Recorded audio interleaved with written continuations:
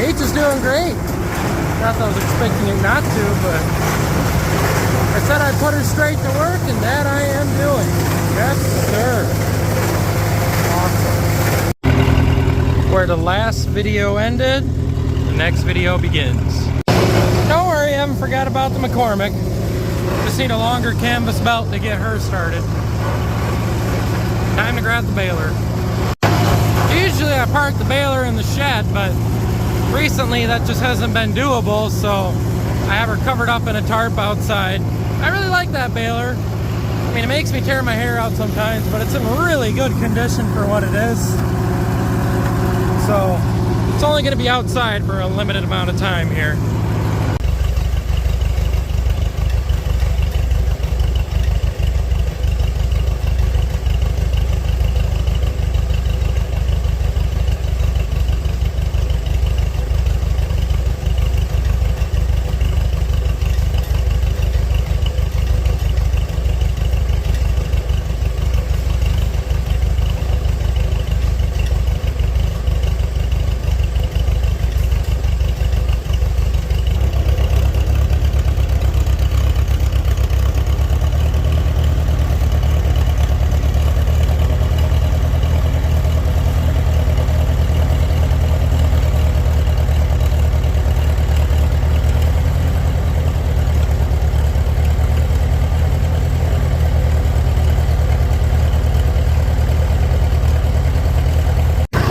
Alright, I'm back with the pin. How do folks get off of this? Do they like swing their leg up like that? Or am I just missing something obvious here? Feels like my lawnmower.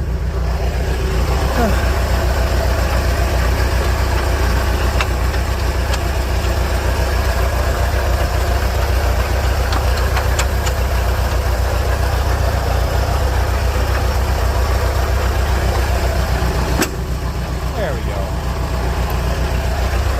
Sometimes it just needs a little bit of mechanical persuasion. And then she's dialed.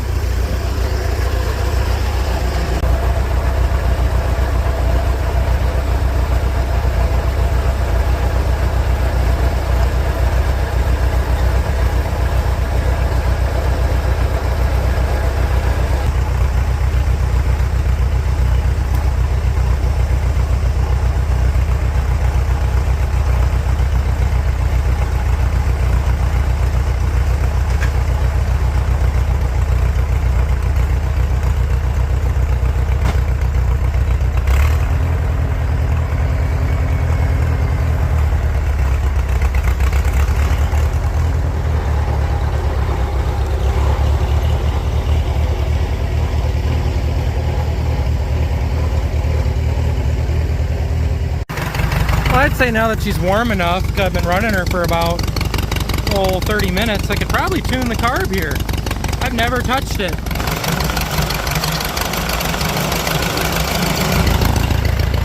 Oh, she liked that.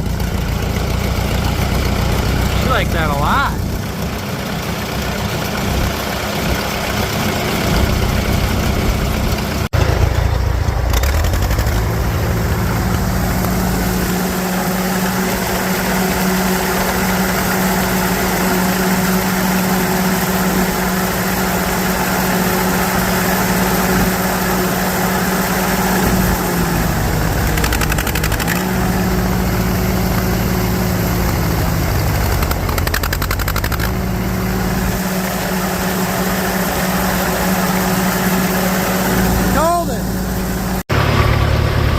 There's just something aesthetic about that. Alright, first time I've ever powered the PTO on this to some implement. Give her a little bit more sauce. Yeah, there's something messy. I got a dead zone in there. That linkage ain't quite linkaging properly, but that's alright. Letting off the clutch.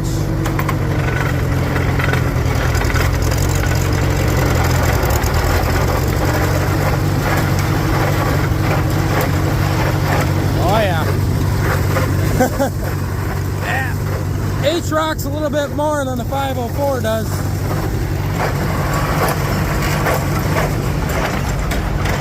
There she is. I had her all covered up so she's nice and dry, but I feel like an idiot. I left the bale in there.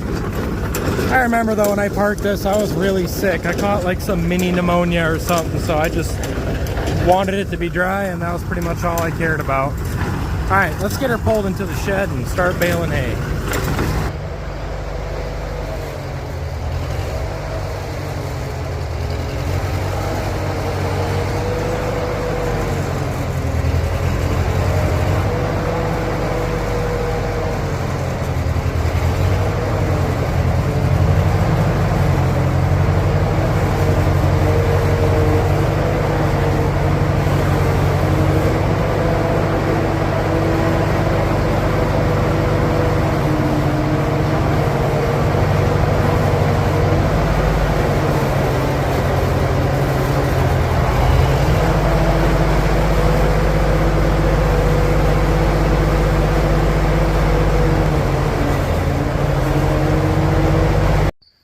Well, someday there'll be a day where I don't need a jump pack to turn my stuff on, but unfortunately, today is not that day. And that's okay. It is what it is. Alright, turn that. She's in neutral. Flick the switch to switchy mode and catch the truss on fire. Oh my gosh. Come on. Yeah, I'm not gonna lie. I think this jump pack. Alright, you lucky bugger. Oh, I forgot to open up the fuel. That'd be awkward.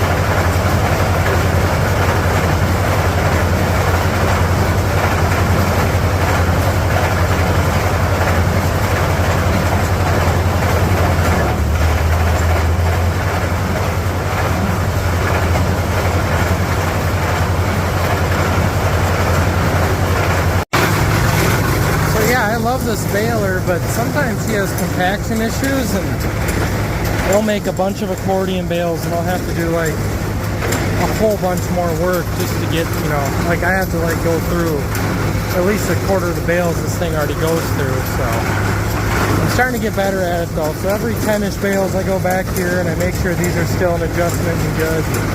So far it looks good, so that's awesome.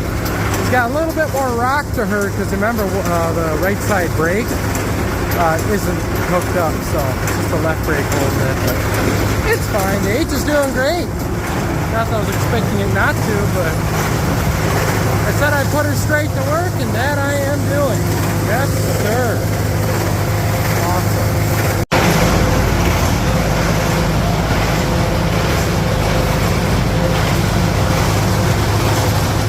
Gotta be careful with this thing too. She just loves eating up hay. We'll snap that shear bolt first chance it gets. But that's what it's there for, you know. Oh, this is kind of hard doing one-handed. Wish I had like a GoPro head mount or something. The thing that sucks about this too is I gotta go through my already current hay pile stack because I had some good buddies help me stack them. Bless their heart, it was late at night and they stacked a lot of bad ones that need to be reprocessed. Oh well, it's only a hobby, right? This guy right here is a perfect example of a no bueno bale. See how it's just accordioned out? Ugh. Yeah, no chance on even picking it up as whole. Just gonna have to fork that one in. Sometimes I get a couple bad ones, I say, oh, that'll just be chicken bedding, but you know, once you get 25 bad ones, that's a lot of chicken bedding.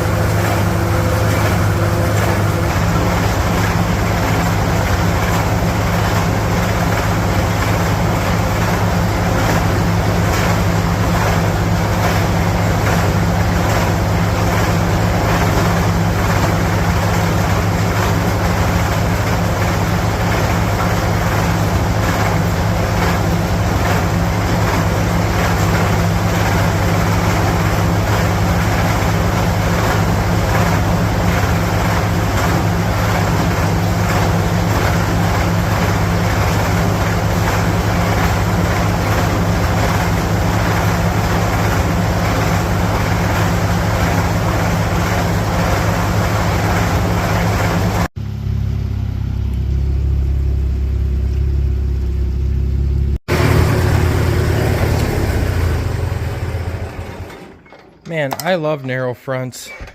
The amount of angles that I can get at that I could not get with a wide front. This barn is so hard to pull into because I have a raised septic tank there, and then I have this cheesy way that, you know, used to clear out manure for the chickens and whatnot when they were here. And I didn't have any issues maneuvering it. With the 504, that's usually a nightmare, and I just gave up on it. But this narrow front does not care. The only thing I got to work on is I get it too cranked and they'll just start dragging the front end.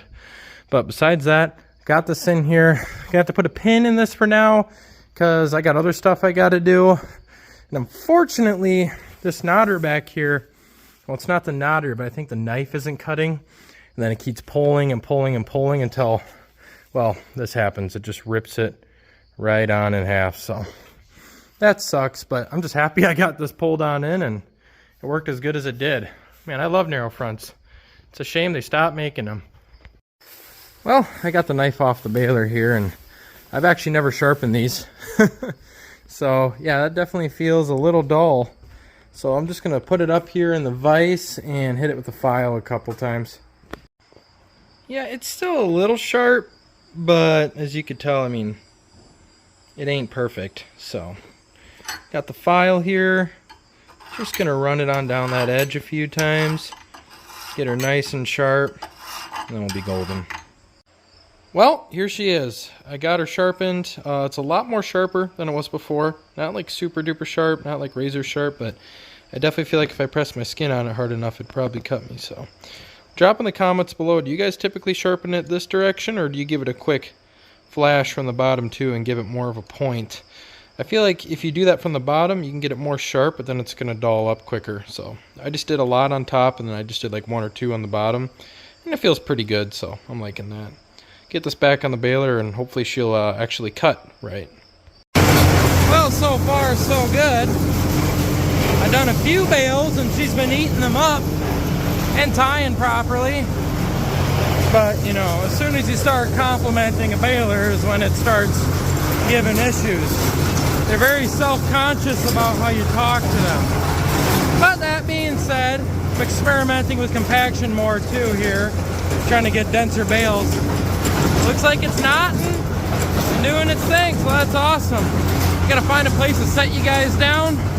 Probably set you on top of the 504 right there, and we'll get to making more hay. Oh, we can't forget about the H here. She's just been a sweetheart too, working great. Look at that muffler though. I think I accidentally bent it on one of the rafters. This darn barn's too small, but I guess we're making it work. It is what it is. I'll just have to hit the rafter again to bring it on back. No, not really. I think I just need to chop a couple inches off the top. Oh well. And here's my tripod. A socket and a 2x6. Ah, correction, 1x6.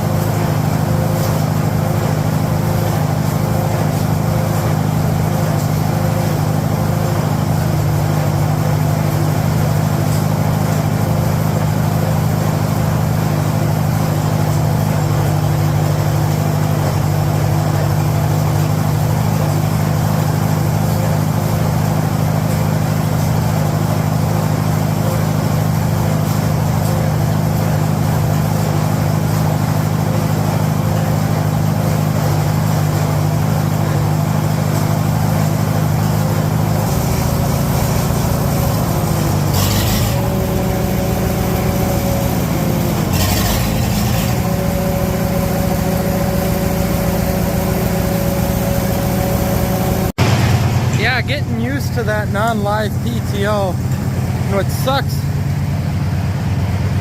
like we killed the belt. Or it popped off or something. Never had that happen before. It's still sorta in one piece. I don't know. I might be able to get it on there and just be able to limp it on through. But I'm definitely gonna need a new belt. That's pretty chooched. Oh yeah, she's beaten 7 ways till Sunday. Man, that is just... Whew. I don't even know where I get one of these belts. I assume Case IH, and I'm sure you can just get them at, you know, any store, but I'm gonna see if I can't just kind of throw that on, cut this slack off, and see if I can at least get it to limp along so we can finish this last bit of hay here. Oh, that sucks, but you live and you learn. It is what it is. That Baler looks so cool. I think that's original paint and all. She's sweet, got all the patina. I should put like a clear coat on this. Well, I got her back on enough. Let's just see if we can persuade her to behave now. Might need some attention too. I don't like how loose that is. I'm guessing there's just like a press-in bushing there or something. Alright, we'll get to that later. But until then, let's rock it. Yeah, I got her on low and she's just spinning. It doesn't have enough bite on her anymore. She's too loose. Bet you if I put a little tension on that, it'd bite up, but... Oh, that sucks. Could be worse though. Honestly, I'll take this over a messed up knotter or something. At least this is obvious. And speaking, at least this is going good. I sharpened that knife up and this is baling like a dream. So, you know, you gotta look at life on the glass side full, so. Oh well. Well, y'all, I got the baler put away. It's a shame we couldn't finish all of it, but that's fine. That's okay, because now it gives me more time to work on this. So as you guys well know, charger ain't charger-ly. So what I'm gonna do here is I'm gonna just test temporarily. Now it's downpouring. Okay, maybe life is kind of cruddy today. Well, pun not intended, but when it rains, it pours. So I just pulled the H literally right back into the shop. We're gonna see if we can get the charger to work, the alternator. All I'm gonna do is just hook up a jumper cable from the alternator to the positive terminal of the battery. I'm gonna see if it starts charging that way. If that doesn't charge, then maybe the alternator is actually shot, and that wiring is correct, and it's just, you know, not charging. We'll see here. But before we do that, let's quiet her on up a little bit.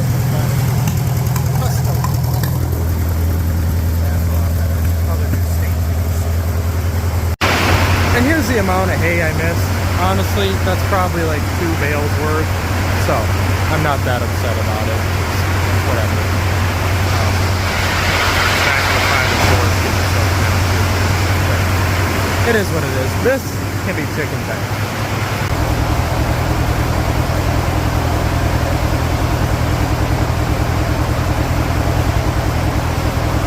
Well, we got her hooked up to the back of the alternator. Right on the battery terminal, and I can verify it does charge a little.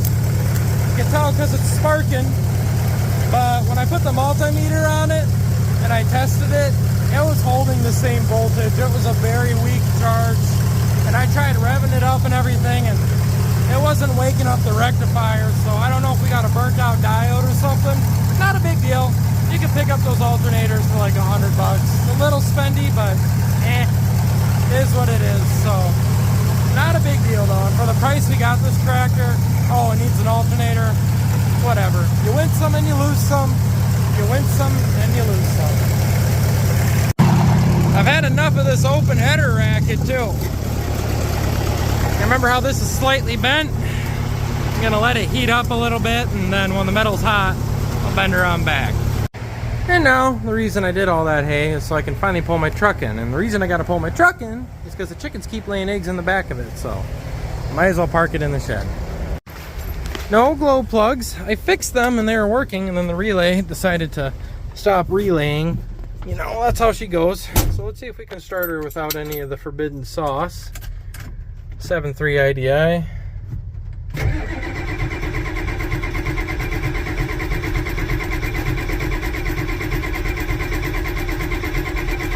Come on, sweetheart, I know you want to do it.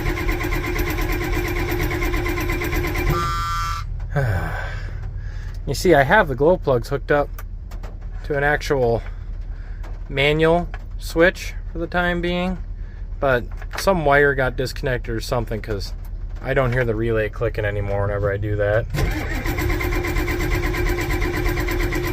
Oh, I don't want to kill the battery. Come on, sweetheart. Pump it, you know, because it's totally carbureted.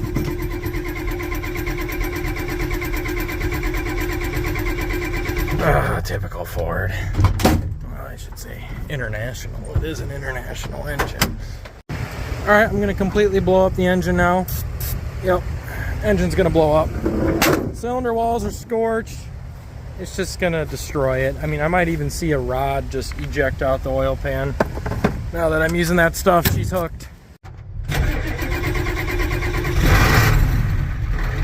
Like a glove. And anyone saying it's gonna blow it up, it's fine. And if it does, it's fine. It is what it is. I mean, the fact that literally some of these engines came with an ether assist start from factory. I believe it was actually the bigger rigs, like the F600s or whatever. That had the 7.3 IDIs in them, and they literally had ether assist start. I could be wrong, it might have not been the IDIs, but there's literally tractors, I'm sure many of y'all know, that have like an ether can mounted on them for ether assist, and it'll be fine. It's amazing how much people get butthurt about that stuff. Now, I can understand it's not the best for it, but I have fed this truck so much ether, and then I took apart the bottom end. Cylinder walls were fine. Now, I'll admit I might have killed some glow plugs in the process, but they were probably already shot to begin with. But it's either I don't get it started or I get it started. I might sideswipe my winter beater here. Alright, back her on up again. Ever since I installed these Dumbo ears, it's just made pulling in the shop an absolute treat, and I am really glad I stopped, because I just remembered I need to remove the crane in the bed or it'll catch on the barn, as you can tell by the dent right there. So we'll get that taken care of and pull her in the barn. And I will say, as much as I like the Power Stroke, I think these 7.3 IDIs are hands down the best sounding Fords there is. And that is a tight fit. Ever since I put the 235s on the back of this, the little antenna on top's catching. Oh, it's fine. And also, fun fact, I don't know if I ever got this on the channel. I think I did. Back when I diesel swapped this, I did put the T19 in it.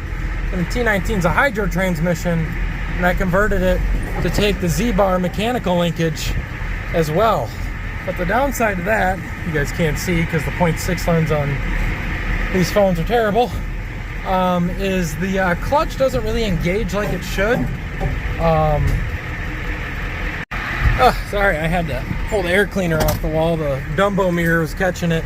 But yeah, so this has a transmission that is meant to have a hydraulic slave cylinder, and I basically made the Z-bar bracket work for it. And the caveat to that is the clutch does not engage like it should because there's so much resistance on it that isn't being hydraulically assisted that pretty much the whole fork, throwout bearing fork, just shifts.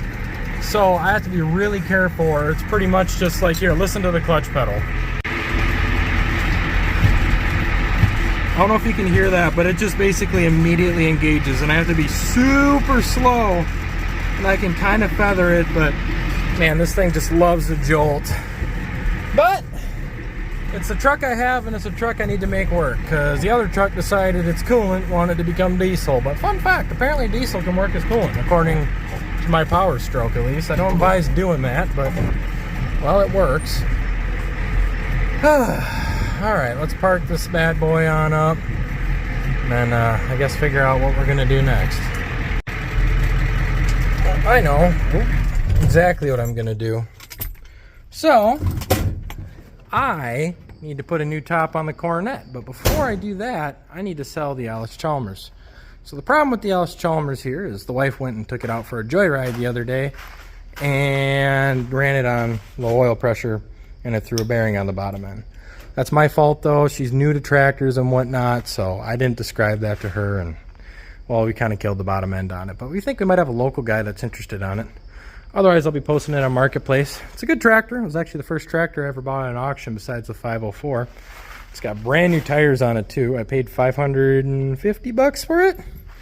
And you know, some parts on it are loose, but it was actually a really good rig, and we used it to pull the hay wagon and whatnot. But unfortunately, the bottom end got chooched, and I know I could easily fix it. I mean, the right way is to take it out, line hone it, grind the crank, blah, blah, blah. But I'm not an Allis guy at the end of the day. I'm more of an IH guy, and I really don't want to put the work into it, even though I feel like she totally deserves it, because it is a good tractor. It's just not necessarily me, and it still can drive. And in fact, I will drive it out of the barn here because I don't feel like towing it, but it's low on oil pressure, so we need to give her to a new home. But before we do that, we need to move the Coronet. We got a 180-foot barn, and I still don't have room to move things around. I guess you can call that suffering from success. I know this battery's shot, and it's just here for moral support, so let's get a jumper pack and the keys, and then we can get her moved. Alright, jumper pack's been engaged. Let's hope those battery connections are good enough. Oh, I really want to give this old car the attention it needs. For anyone that's new to the channel, this was my grandfather's Dodge Coronet, and have a lot of good memories with this rig. Come on, sweetheart. See, the fuel bowl might be empty on her because she's been sitting a little while. Don't want to flood it. Let me pull that choke in. Right there.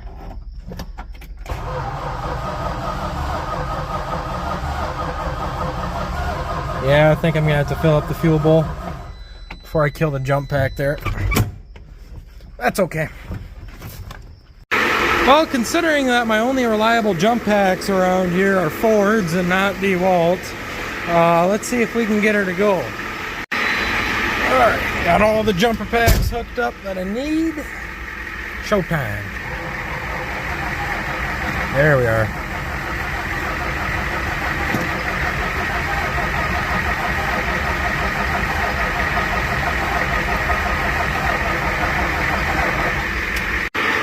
Well, I think I found the source of our issue. So you see our secondaries, they're pumping fuel, but our primaries, yeah, we got nothing in the primaries, so that's what's going on. And obviously the car is not designed to run off the secondaries, so that's our issue. So let's dump a little bit of fuel down this. Hopefully it'll get it running long enough, start pumping fuel from the tank, and then we'll get her running. I haven't had this thing running in a couple months, so I can understand why that all evaporated away. No idea, I know it's just doing oil like. Good truck. Alrighty, dump two-stroke fuel down the vent there. I know I don't need to use two-stroke fuel, but it's the only fuel I have sitting around, so gotta make do with what you got, because the tractors drank up all the other gas. I cycled it, the primaries and secondaries are squirting fuel, so let's give her a pump, see what happens. Hold it. There we go. Now hopefully it runs long enough to pump fuel from the tank and fill up that primary bowl before we lose her here. Alright.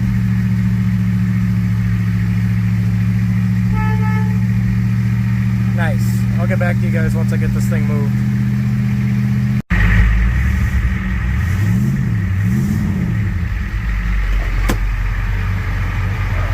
Man, this poor thing. Parked in a muddy barn. I usually park it on top of a tarp, but the Allis is being lazy there. I just had to replace the voltage regulator on it the other day. And now she's charging good. She wasn't charging for a while. But she's a 1966, so what can you expect of her, you know? All her stuff's old here. But that's okay. You learn to come at peace with it the more times it breaks down.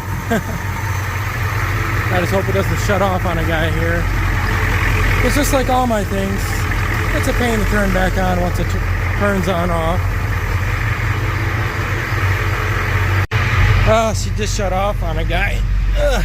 Fortunately, the bad battery had enough charge in it to get her going though, with the assistance of a jump pack.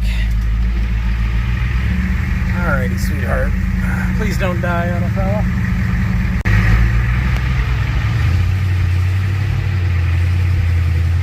383 sure sounds good though. Grandpa had good taste.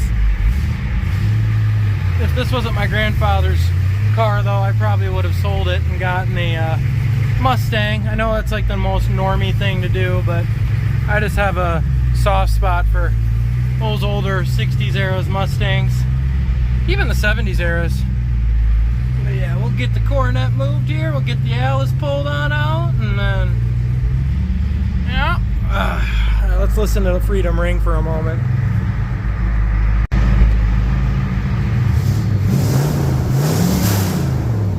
Sounds like a NASCAR. Alrighty, Coronet moved. Next up, Allis. Alright, Allis is hooked up. Neutral. Well, how did that happen now? Oh well. Alright, she's on. Doesn't really need a choke. It starts good, but the problem is this has the typical Allis-Chalmers chipped tooth on the flywheel. So sometimes what she'll do is just spin in place. And sometimes she won't. Let's see if we get lucky. Yep. There we go. Runs like a top. Not gonna run it long though, because it barely registers oil pressure. There's oil flowing, but not a lot.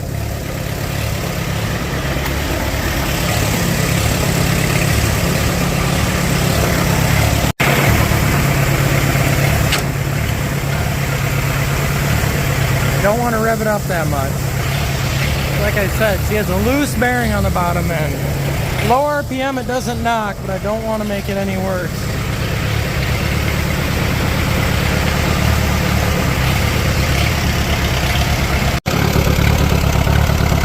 Might as well make her a lawn ornament. If I was keeping her long term, I obviously wouldn't want to leave her outside, but this is about the last of the rain we're getting, and it's not going to rain for a while, and I feel like she's going to sell soon, so oh well. Yeah, I'll give you a little demonstration of that knock. The bottom end, bottom RPM, barely hear it. Then you start to hear a little bit of something. I don't like running her like that. That's real unfortunate. This was completely fine when I used it last, but I guess the switch here decided to shear right on off, so. Oh, it's just been a rough day for me. I will say it's a shame, but she's a cute little tractor. Oh well. Marketplace you go. Man, that sucked. Truck's taken care of, Coronet's taken care of, Allis-Chalmers is taken care of, and I can finally start working on putting the engine in that Civic right there. And here is said engine. All I got to do is assemble the top end and torque up some stuff on the bottom end. I got to go to the neighbors and borrow a snap-on torque wrench because I trust his a lot more than my, oh, you know, Pittsburgh special. We were going to do a reinforced bottom end on this with the girdle. However, that isn't going to work out, so we're just going to go with the normal stock B20 bottom end. But besides that, it'll be a pretty easy put together, and then we'll get it thrown in the car and break it on in, and this will then go to the dyno and see how much horsepower it makes. Now, we did gap the rings for boost. I really hope we boost it in the future, but NA, I'm guessing it's going to make around, you know, lower 200s. We'll just say that. The owner, he thinks it's going to get 250. I think it'll get lower 200s, but it'll still be a great build. So stay tuned for this. This will probably be the next video after I post this one. I appreciate you guys watching. I know the content's a little bit different today. Usually I'm more solely tractor focused, but this is what I do too. This is before I did the tractor stuff. I worked on a lot of car stuff. So if you guys made it this far, I appreciate you watching. If you want to see more content like this, please drop a like. Please comment what you liked about today. It was a little bit different doing all this stuff, and please subscribe if you want to see more stuff like this. Anyways, guys, appreciate you watching, and have a good one. Oh, and we'll let the chickens out too now that the barn door's shut. All right, guys, you're liberated.